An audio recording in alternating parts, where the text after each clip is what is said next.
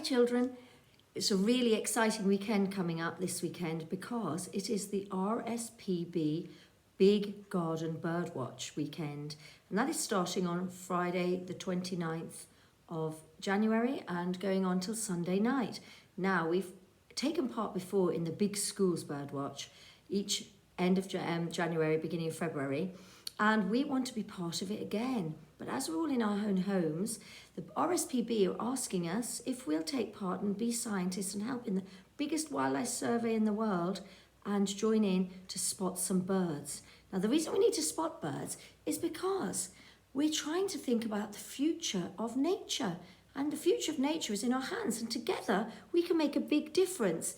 We can take part for free, and we can think about looking after our birds, because lately a lot of the species have deteriorated in their numbers, and that means that there aren't as many around. And birds like the curlew and the turtle dove and the puffins are endangered, and we don't want those species to die out. So last year, over 800,000 people took part in the survey, and this year we're hoping that we can beat that. So the RSPB works for looking after birds, and it's called the Royal Society for the Protection of Birds.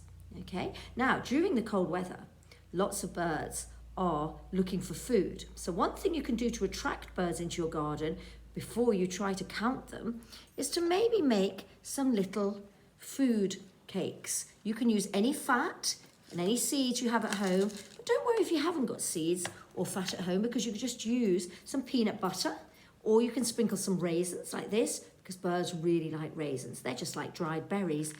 And at the moment, there isn't that much food around, especially because the ground has been frozen. So anything we can do to help the birds will give them a lovely bit of food to eat, and also it will attract them into your garden. Now, some of the birds that you might recognise could be a blackbird, black feathers with a yellow beak. It could be a black-headed gull. We don't live near the sea, but we see lots of gulls that look like seagulls, but they are called black-headed gulls. These little birds, blue tits, are very, very popular. Here I've got a little one here, look. Can you hear it?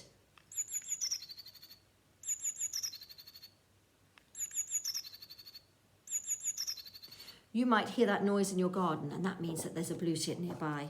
A chaffinch is very beautiful, and it has this pinky peach tummy. And you might see a great tit as well. Or a house, sparrow. Little cute birds that hop about. Magpies are around at the moment. We have a little rhyme: 1 for sorrow, 2 for joy, 3 for a girl, 4 for a boy, 5 for sixpence, 6 for gold, 7 for a secret never told.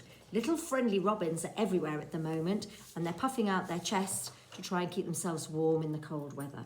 And you might see flocks of starlings. They fly in big groups in the sky, and they look quite amazing.